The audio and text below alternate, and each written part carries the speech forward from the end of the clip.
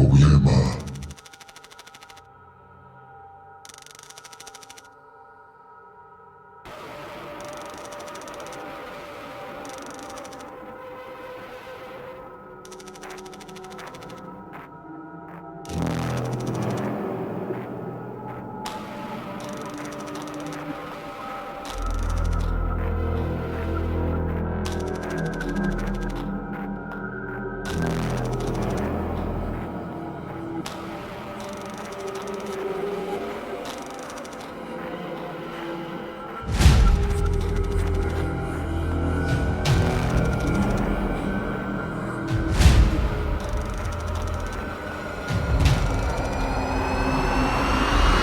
Los acontecimientos de esta historia tuvieron lugar en 1958, en una pequeña casa blanca,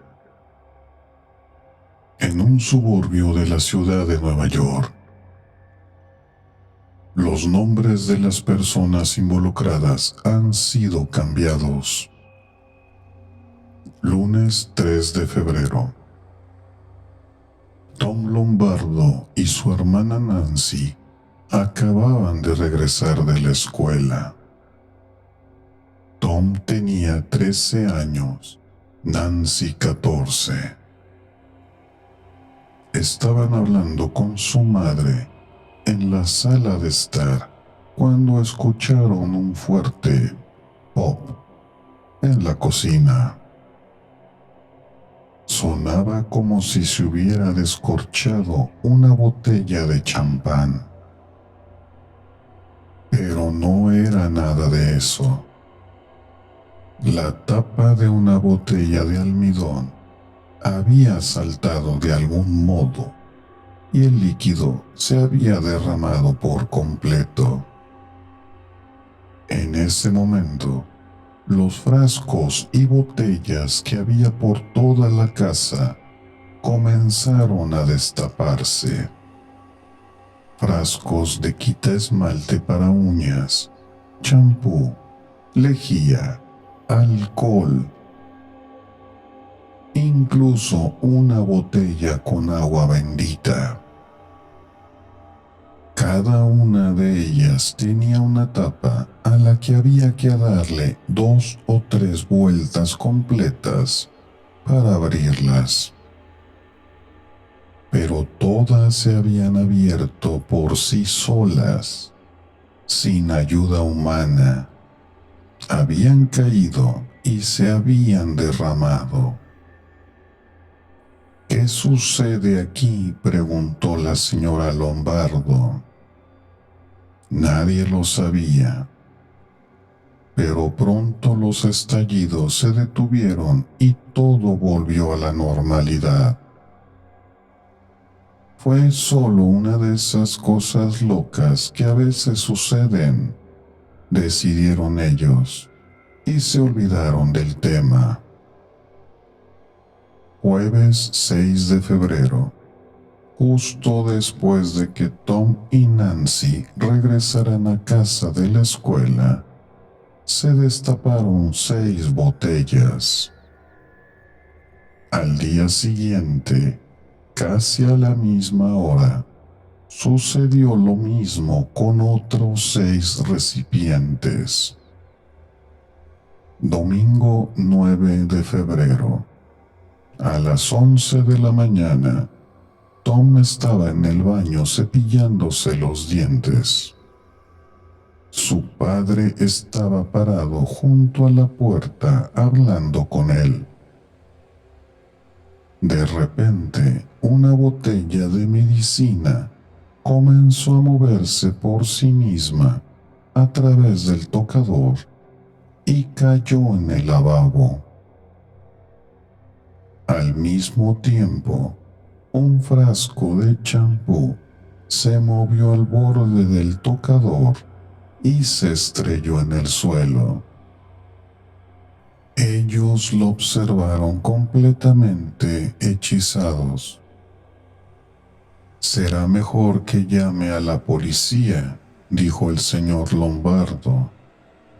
Esa tarde, un oficial de policía entrevistó a la familia mientras varias botellas se destapaban en el baño.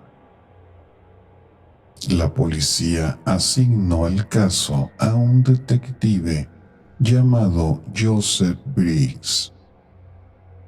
El detective Briggs era un hombre práctico. Cuando algo se movía, creía que un ser humano o un animal lo había movido, o que se sacudía debido a una vibración, o el viento, u otra causa natural. No creía en los fantasmas.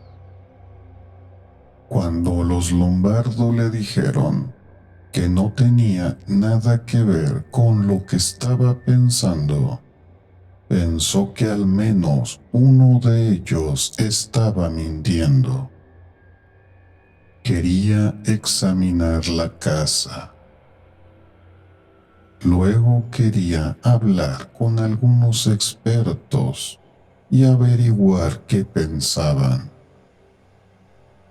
Martes 11 de febrero. La botella con agua bendita que se había abierto una semana antes se abrió por segunda vez y se derramó. 2 días después volvió a derramarse. Sábado 15 de febrero. Tom, Nancy y un pariente estaban viendo televisión en la sala de estar cuando una pequeña estatua de porcelana se levantó de la mesa. Se alzó 1 metro en el aire y luego cayó en la alfombra. Lunes 17 de febrero. Un sacerdote bendijo la casa de los Lombardo para protegerla de todo lo que causaba problemas. Jueves 20 de febrero.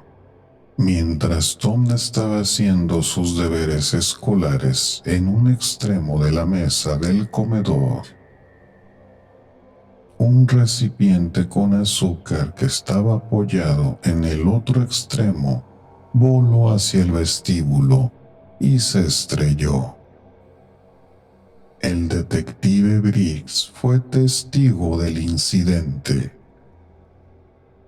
Más tarde, un tintero que estaba sobre la mesa voló sobre la pared y se rompió, salpicando la tinta en todas direcciones. Luego, otra estatua de porcelana se alzó en el aire, recorrió unos cuantos metros y se estrelló contra un escritorio. Viernes 21 de febrero. Para disfrutar un poco de la tranquilidad, los Lombardo fueron a casa de un pariente durante el fin de semana. Mientras estuvieron fuera, la situación en la casa fue normal. Domingo 23 de febrero. Cuando los Lombardo regresaron, otro recipiente con azúcar se elevó en el aire. Voló contra una pared y se hizo añicos. Más tarde, un pesado buró se derrumbó en la habitación de Tom, pero nadie estaba en ella cuando sucedió. Lunes 24 de febrero. Para entonces el detective Briggs había hablado con un ingeniero, un químico, un físico y otros especialistas. Algunos de ellos pensaban que el problema de la casa lo estaban causando las vibraciones. Estas podrían provenir de las aguas subterráneas, según dijeron, o de las ondas de radio de alta frecuencia o de las explosiones sonoras causadas por aviones. Otros decían que la causa era el sistema eléctrico o corrientes de aire que entraban a través de la chimenea. Atribuyeron el estallido de las botellas a los productos químicos que contenían dichas botellas. Las pruebas demostraron que no había vibraciones en la casa. No había nada anómalo en el sistema eléctrico.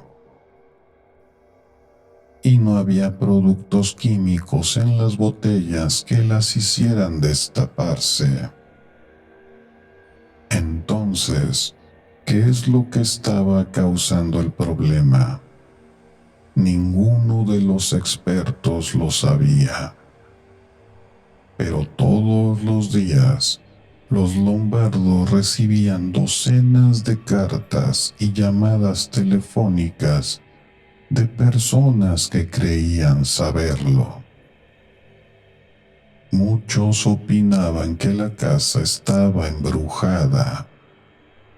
Pensaban que se había desencadenado un poltergeist, el espíritu burlón al que se culpa cuando las cosas se mueven solas. Nadie ha demostrado que existan los poltergeists, pero por todas partes y durante cientos de años, la gente ha contado historias sobre ellos. Y lo que se ha contado no difería mucho de lo que estaba sucediendo con los Lombardo. Por supuesto, el detective Briggs no creía en los poltergeists. Había empezado a pensar que Tom Lombardo podía ser el culpable. Siempre que sucedía algo, Tom solía estar en esa habitación o cerca de ella. Cuando acusó a Tom de ser el causante del problema, el muchacho lo negó. No sé qué está pasando, dijo él. Todo lo que sé es que me asusta. La gente decía que el detective Briggs era el tipo de policía que entregaría a su propia madre si ella parecía culpable. Pero él creía en Tom. Sin embargo, ahora no sabía qué pensar. Martes 25 de febrero. Un periodista llegó a casa para entrevistar a la familia. Después se sentó en la sala esperando a que algo sucediera para poder describirlo en su reportaje. La habitación de Tom estaba justo al otro lado del pasillo, desde donde estaba sentado el periodista. El muchacho se había ido a la cama, pero había dejado la puerta abierta. De repente, un globo terráqueo salió volando de la habitación oscura y se estrelló contra una pared. El reportero corrió hacia el dormitorio y encendió la luz. Tom estaba sentado en la cama parpadeando, como si se acabara de despertar de un sueño profundo. ¿Qué fue eso?, preguntó. Miércoles 26 de febrero. De mañana, una pequeña estatua de plástico de la Virgen María se alzó de una cómoda que había en el dormitorio del señor y la señora Lombardo y se estrelló contra un espejo. Esa noche, Mientras Tom hacía sus deberes escolares, un tocadiscos de unos 5 kilos se levantó de una mesa, recorrió 5 metros y se estrelló contra el suelo.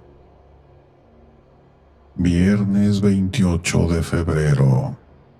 2 científicos llegaron provenientes de la Universidad de Duke, situada en Carolina del Norte. Eran parapsicólogos que estudiaban experiencias como las que sufrían los Lombardo. Pasaron varios días hablando con la familia y examinando la casa, tratando de entender lo que estaba pasando y lo que lo estaba causando. Una noche se destapó una botella de lejía, pero eso fue todo lo que sucedió durante su visita. Nada dijeron a los Lombardo sobre una teoría que habían formulado y que involucraba a un poltergeist.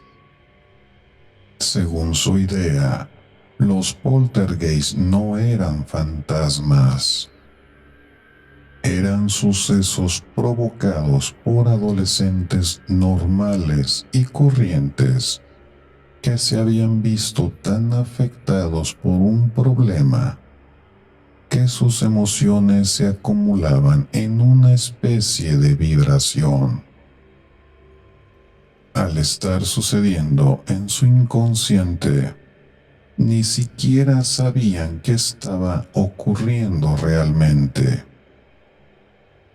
Pero, de alguna manera, la vibración salía de sus cuerpos y movía todo aquello que alcanzaba. Sucedía una y otra vez hasta que el problema se hubiera resuelto. Los científicos habían dado un nombre a este poder extraño. Lo llamaban psicoquinesia o telequinesia, la habilidad de mover objetos con el poder de la mente, o el poder sobre la materia. Nadie sabía si era posible que sucediera o cómo probarlo realmente. Sin embargo, la mayoría de los informes de poltergeist involucraban a familias con hijos adolescentes, y había 2 adolescentes en la familia Lombardo. Lunes 3 de marzo.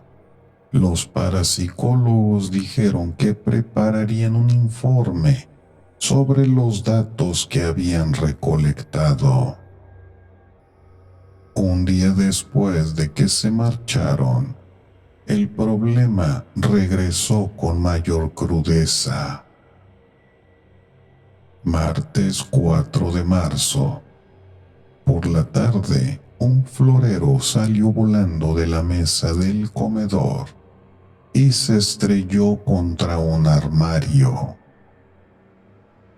Luego, una botella de lejía saltó sobre una caja de cartón y se destapó.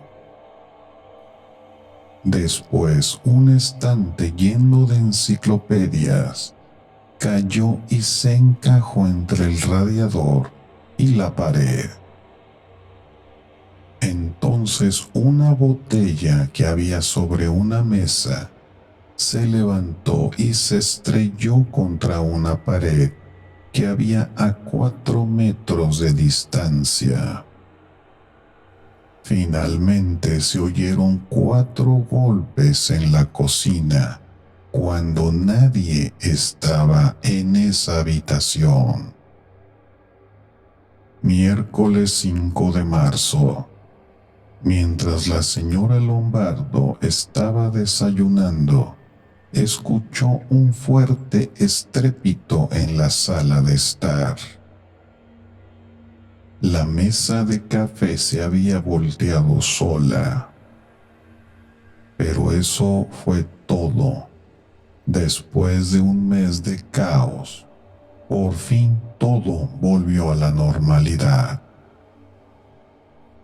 En agosto, los dos parapsicólogos enviaron su informe. Decidieron que los Lombardo no habían inventado esta historia. Tampoco la habían imaginado. Su problema había sido real. Pero ¿qué es lo que lo había causado? Dijeron que no se trataba de travesuras, ni trucos, ni magia.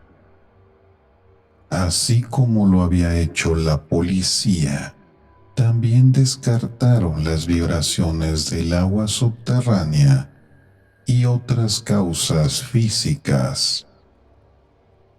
La única explicación que no podían descartar era la posibilidad de que un poltergeist adolescente hubiera sido el responsable de mover los objetos con energía mental.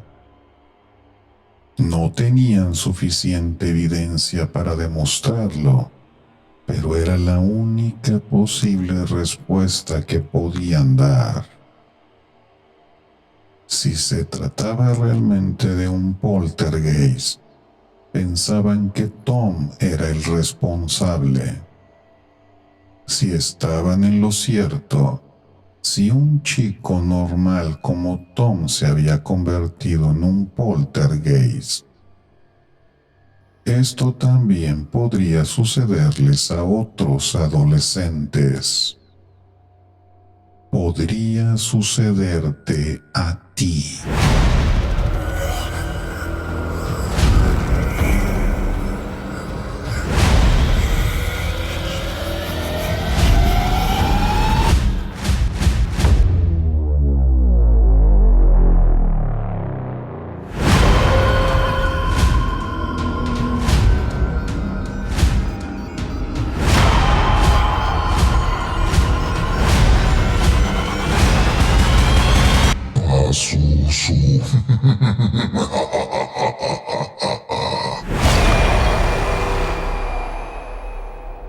Historias de miedo para contar en la oscuridad 3, de Alvin Schwartz. Traducción José Manuel Moreno Sidoncha.